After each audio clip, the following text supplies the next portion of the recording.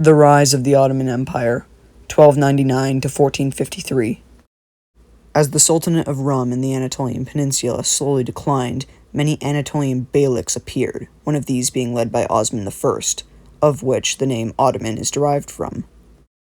Osman and his followers would lead frequent raids against the neighboring Eastern Roman Empire. Their success would attract warriors, especially after the Battle of Bathius in the early 1300s. Despite their many successes, they would largely be limited to raiding, as they had not developed advanced siege warfare techniques at the time.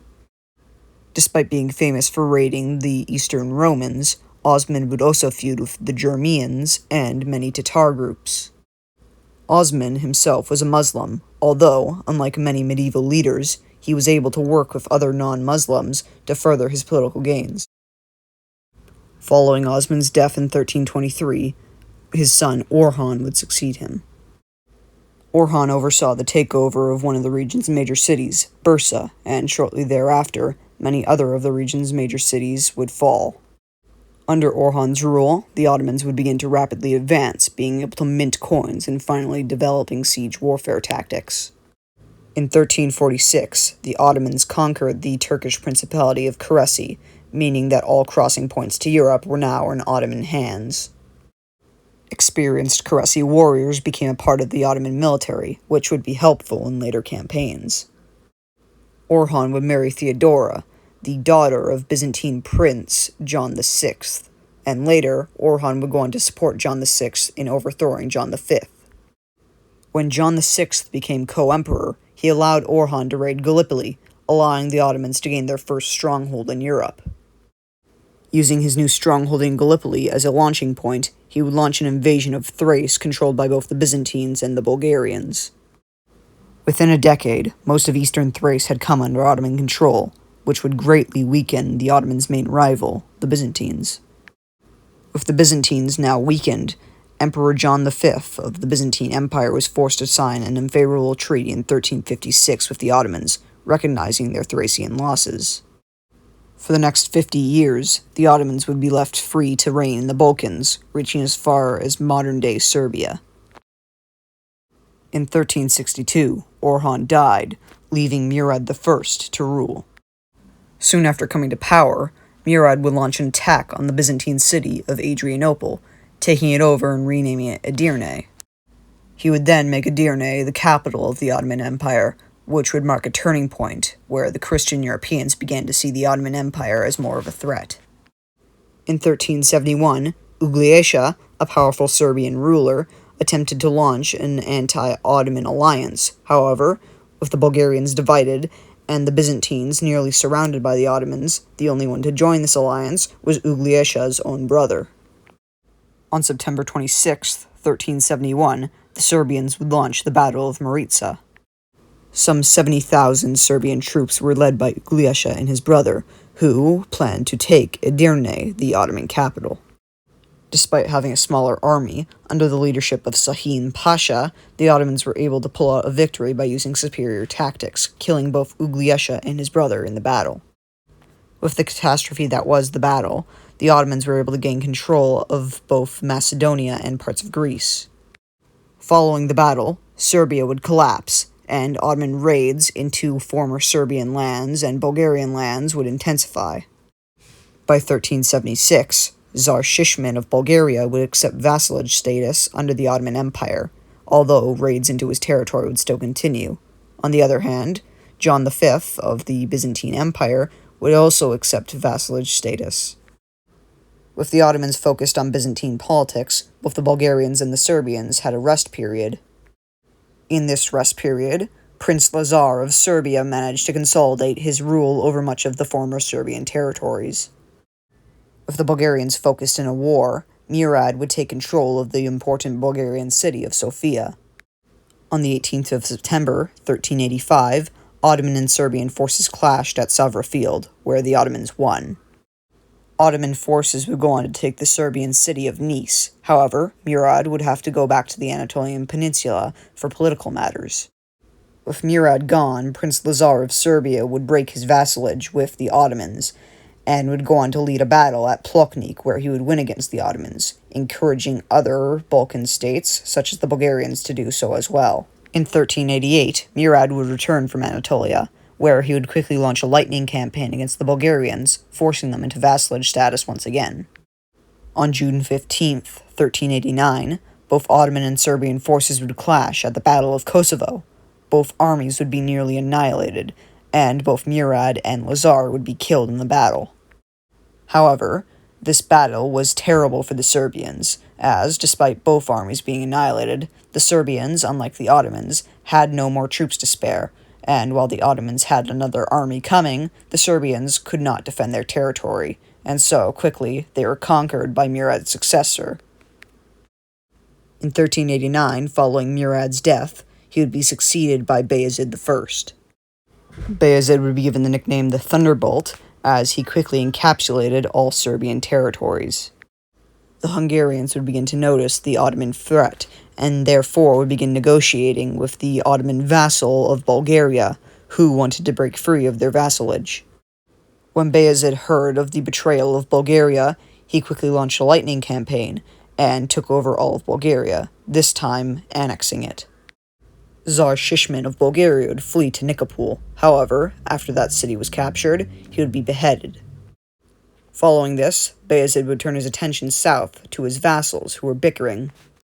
He would call a meeting where he would take all disputed lands for himself and would force the vassals to reaffirm their vassal status.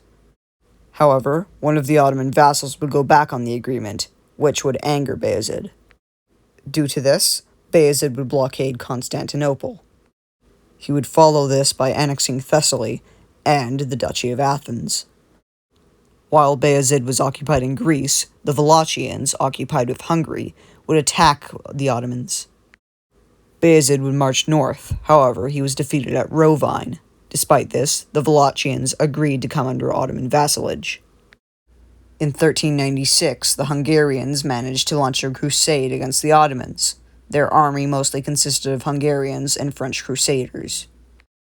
The crusaders would meet the Ottomans at Nikopol. However, the French knights would refuse to go through with Hungarian King Sigismund's battle plan, and therefore, they were heavily defeated. Bayezid would then launch an attack on the final Bulgarian strongholds, finally annexing all of Bulgaria, becoming the first Christian power in the Balkans to be fully annexed by the Ottomans. Following this, Ottoman troops would begin raiding Hungary. Bayezid would then begin to siege his vassal of Constantinople. However, the siege would end after Manuel II, Byzantine Empire, would agree that Ottoman emperors should confirm all Byzantine emperors first. In 1397, Bayezid would be called back to Anatolia to deal with political matters. He would never again return to the Balkans. Around the year 1400, Central Asian ruler Timur-Lenk came into conflict with the Ottomans. The Ottomans and Timur-Lenk would come into conflict at the Battle of Ankara, where Bayezid would be captured. Bayezid would later die in captivity, causing the Ottoman Empire to go into civil war. Following Bayezid's death, his 4 sons would go into conflict with each other as to who would become the new leader of the Ottoman Empire. This became known as the Ottoman Interregnum. One of Bayezid's sons, Suleiman, proclaimed himself Ottoman Sultan. However, his brothers and many of the Ottoman Empire's former vassal states objected. In 1410, Suleiman was killed by his brother Musa, who, with the support of Byzantine Emperor Manuel II, took over the Ottoman Balkans.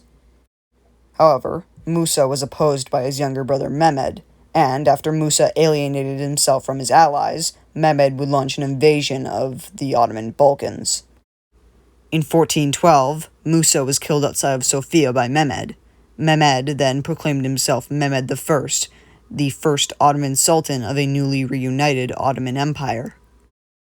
The interregnum had ravaged the Ottomans, with many of their former vassal states breaking away, and the Mongols having ravaged Anatolia. In 1416, Mehmed was forced to crush a rebellion led by one of Musa's former allies.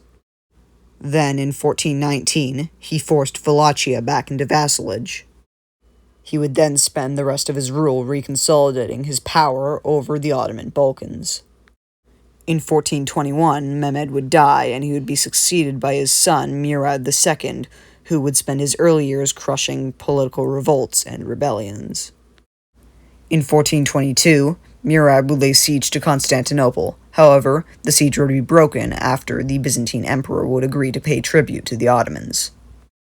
In 1422, the Ottomans would go to war with Venice, starting with the siege of Thessalonica, which would last from 1422 to 1430.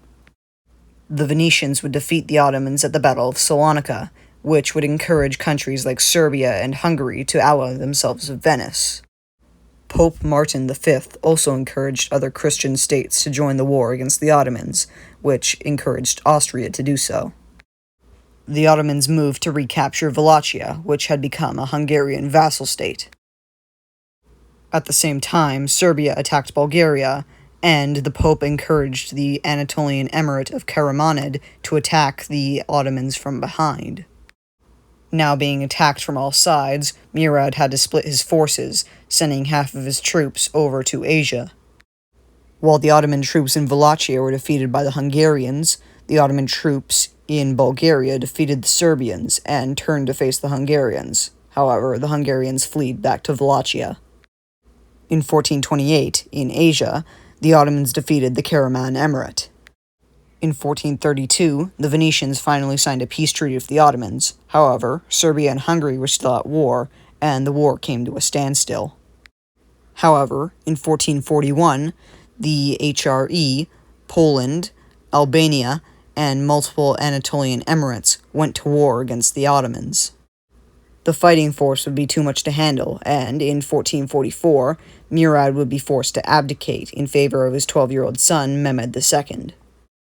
However, that same year, the Allies broke their peace treaty with the Ottomans, and Murad would defeat the Allies at the Battle of Varna. Murad would then be reinstated with help of the Janissaries. In 1448, they would sign another peace treaty, allowing Murad to stay in power. However, that very same year, a Polish general who was defeated at the Battle of Varna launched a revolt against the Ottomans. Only a few years later, in 1451, Murad would die. In 1451, Mehmed II would succeed his father, and his first goal would be to end the historic rivalry between the Ottomans and the Byzantines by finally conquering Constantinople. He spent 2 years preparing for the attack on Constantinople, building up the Ottoman navy, preparing cannons to destroy the walls surrounding the city. In April of 1453, the historic siege of Constantinople began. Though the Byzantines' defense was amazing, and they fought bravely, they were no match for the Ottomans' heavy artillery. After 2 months of sieging the city, the artillery broke through the dense walls of the Byzantine city, and the Ottomans stormed through, killing Constantine XI, and finally taking over the city that was considered the final stronghold of the Roman Empire. With the capture of Constantinople marks the end of the rise of the Ottoman Empire, and marks the beginning of the golden age of one of the greatest empires in human history. Thank you for watching this video on the rise of the Ottoman Empire.